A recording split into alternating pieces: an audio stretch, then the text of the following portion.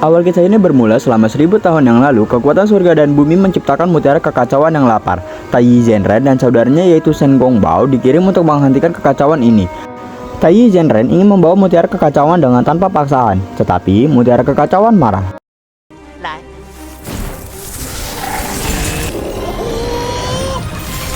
Pertarungan tak terhindarkan, sehingga sang guru bernama Yuan Xin Tianjun harus turun tangan untuk menyegel mutiara kekacauan dengan tungku pembakaran. Sang guru berhasil menenangkan mutiara kekacauan dan memecah menjadi roh mutiara dan pil iblis. Pil iblis sangat kuat, sehingga sang guru menyegel dengan kutukan surga yang akan menghancurkan pil iblis dalam waktu 3 tahun. Sang guru mempercayakan tugas ini kepada Taiyi Zhenren untuk menjaga dan mengawasi roh mutiara agar dapat diberikan kepada anak ketiga dari Jenderal Li Jing. Cerita berpindah ke Li Jing yang sedang mengantar istrinya yaitu Lady Yin yang sedang mengandung selama 3 tahun untuk berdoa. Tetapi Taiyi Zhenren terjatuh dari atas dalam keadaan mabuk. Orang-orang ingin menyambut kelahiran Neza dan ingin memberikan banyak hadiah kepadanya setelah lahir. Tetapi Shen Gongbao yang dipenuhi rasa iri ingin mengambil roh mutiara dari tangan Taiyi Zhenren. Lady Yin merasa sangat kesakitan karena ingin melahirkan. Taiyi Zhenren menunggu waktu yang tepat untuk membuka segel roh mutiara dan pil iblis agar bisa diberikan kepada Neza. Tetapi sayangnya, Taiyi Zhenren dibuat mabuk oleh pelayan dari Jenderal Li Jing yang sudah ditanamkan segel oleh Shen Gongbao. Dan Taiyi Zhenren tertidur, membuka kesempatan untuk pelayan mengambil roh mutiara. Tetapi sayangnya, segel yang kuat membakar tangan sang pelayan. Li Jing dengan khawatir menunggu sang bayi lahir dan bergegas menuju tempat Taiyi Zhenren untuk dibacakan mantra. Tetapi malah melihat Taiyi Zhenren yang sedang tertidur akibat mabuk. Karena sudah tidak ada waktu lagi, Li Jing membangunkan Taiyi dengan pukulan bertubi-tubi ke arah perut. Setelah bangun, Li Jing langsung meminta untuk membukakan teratai yang menyegel roh mutiara dan pil iblis. Tetapi dewa keabadian yang konyol ini lupa apa kata sandi untuk membuka segelnya. Terlalu lelah, Lady Yin pingsan menahan sakit. Dengan sidik tangan, segel teratai terbuka. Dengan cara licik, pelayan mencoba mengambil roh mutiara, tetapi digagalkan oleh Li Jing yang sudah curiga akan hal tersebut. Taiyi melihat mantra perbudakan dan langsung mencabutnya. Pelayan Lady Yin yang juga telah diberi mantra perbudakan berhasil mengambil roh mutiara, dan pelayan memasukkan pil iblis ke dalam batu labirin. Seketika, Li Jing langsung menghancurkan batu tersebut, tetapi semuanya terlambat. Pil iblis langsung memasuki ke dalam bayi dan ledakan merah besar terjadi.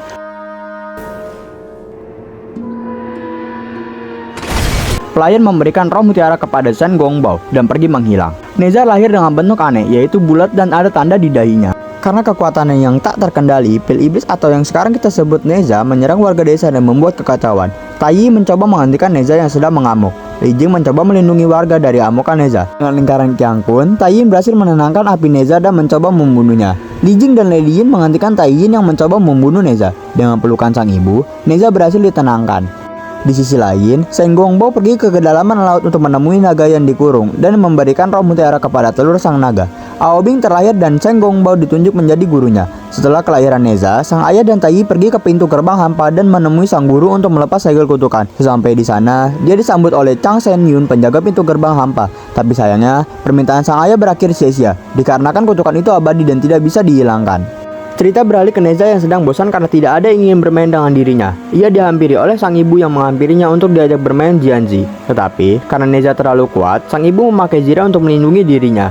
Karena ada roh belut yang menghancurkan desa pemancingan di timur, sang ibu harus pergi meninggalkan Neza. Melihat itu, Neza pun menjadi sedih dan sang ibu bergegas pergi. Sang ibu menyuruh penjaga gerbang agar menjaga gerbang lebih ketat agar Neza tidak keluar dan menghancurkan desa. Baru saja dibilang, mereka langsung lalai dan malah bertengkar satu sama lain yang membuat Neza keluar. Neza menuju desa dan memulai hitungan 1 sampai 10 yang membuat warga desa menjadi ketakutan dan bersembunyi.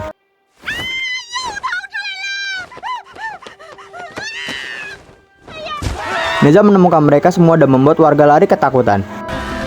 Scene berpindah ke 4 orang anak yang ingin mengalahkan Neza. Datang anak kecil memakai topeng babi yang memikirkan jebakan untuk menjebak Neza. Tapi sayangnya, anak kecil itu adalah Neza dan membuat 4 orang anak terjebak ke jebakan Neza. Salah satu anak merasa kesal dan memanggil Neza anak iblis.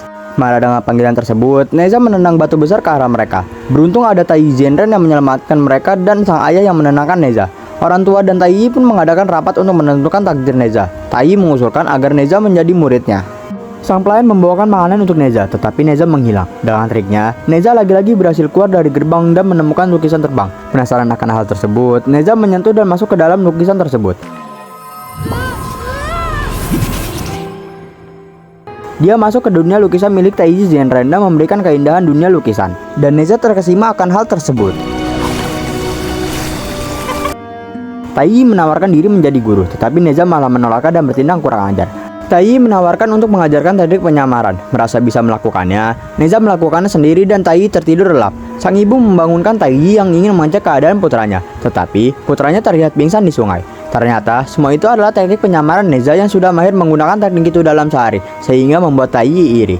Orang tua datang mengecek keadaan Neza dan mengira Neza berbuat onar lagi. Lady In memberi nasihat kepada Neza agar berpikir bahwa orang lain tidak membencinya. Neza kecil bertemu dengan teman yang mengajak dia bermain Jianzi, tetapi warga kota malah ketakutan dan disitulah ia menganggap mereka membencinya.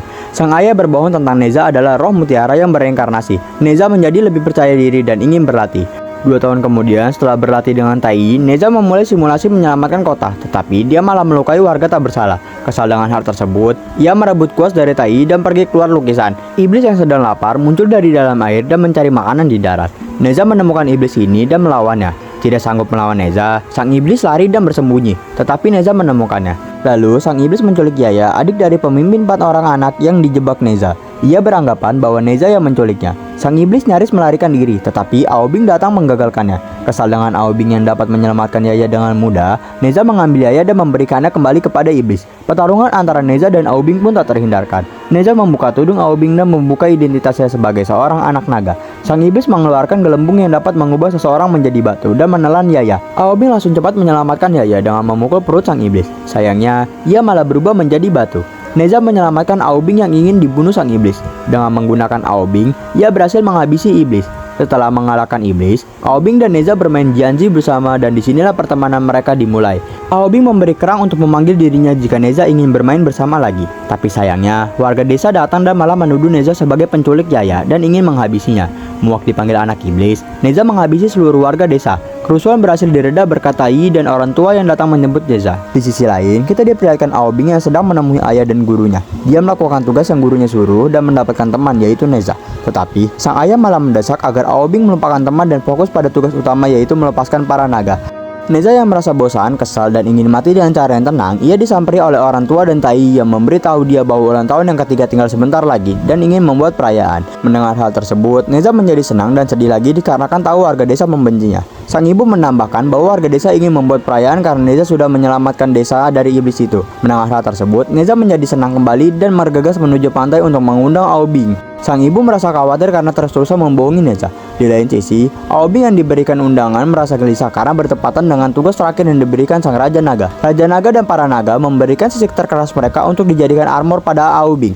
Pesta perayaan pun tiba dan sang ayah membawa iblis yang sudah dikalahkan Neza. Shen Gongbao datang dan memberitahu fakta sebenarnya bahwa Neza adalah pil iblis itu sendiri. Neza tiba di aula perayaan dengan perasaan sedih. Tai memberikan hadiah berupa roda api dan sang ayah memberikan jimat perlindungan. Neza yang mengetahui bahwa orang tuanya berbohong menjadi sedih dan mengamuk, melepaskan kalung yang sudah lama menahan kekuatannya. Sang ayah dan Tai berusaha untuk menghentikan Neza, tetapi hanya lingkaran Qiang Kun yang dapat menghentikannya. Shen Gongbao memberi perintah kepada Aobing untuk membunuh Neza saat orang tua Neza terbunuh, agar Aobing dapat dijadikan pahlawan desa dan diangkat menjadi dewa. Merasa orang tua dan Tai tidak bersalah, Aobing teringat akan persahabatannya. Aobing membela Neza kembali. Shen Gongbao yang tidak terima dengan hal ini, merasa kesal dan menunjukkan dirinya yang sebenarnya adalah iblis macan tutul. Merasa berutang nyawa, Aobing ingin menyelamatkan Neza. Shen Gongbao dengan angkuh membiarkan Aobing pergi dan memberikan lingkaran Qian Kun curiannya kepada Aobing. Shen Gongbao memberi ceramah tambahan yang tidak dihiraukan Aobing.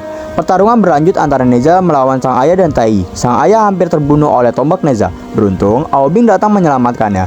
Pertarungan antara pil iblis Neza dan roh mutiara Aobing tak terhindarkan. Berkat lingkaran Qian Kun, Neza berhasil ditenangkan dan Neza kembali ke bentuk semula, lalu pergi karena malu dan kecewa. Sang ayah mencoba berterima kasih kepada Aobing, tetapi ia malah membongkar penyamaran Aobing sebagai seekor naga. Shen Gongbao datang dan menghasut Aobing untuk membunuh seluruh warga desa karena sudah mengetahui identitasnya.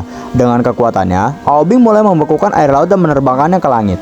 Sang babi datang menemui Neza dan memberitahu fakta bahwa jimat yang diberi ayahnya adalah jimat pengganti nyawa. Mengetahui fakta tersebut, Neza kembali dan melawan Aobing untuk kedua kalinya, dibantu dengan Tai. Neza dan Tai melawan Aobing dan Shen Gongbao. Pertarungan tak terhindarkan, sehingga mereka masuk ke dalam dunia lukisan. Berhasil keluar dari dunia lukisan, Neza dan orang tua mencoba melawan Aobing. Tetapi Neza melihat kedua orang tua dia yang ingin dipukul Aobing dan mengorbankan dirinya. Aobing berubah menjadi naga untuk mendorong bokaan es yang diciptakan untuk membunuh warga desa. Neza berhasil mengontrol lingkaran Qiang Kun dan berubah menjadi wujud pil iblisnya. Dengan kekuatannya, Neza menahan bongkahan es dan menyelamatkan warga desa.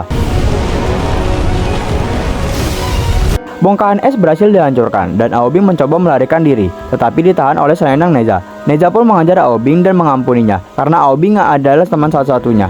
Waktu Neza pun tidak lama, karena petir langit akan menyambar dirinya. Neza membakar jimat pemberian ayahnya dan menerima takdirnya, tetapi Aobing datang dan mereka mulai menyatukan kekuatan dan menggunakan seluruh energi mereka untuk menahan petir langit.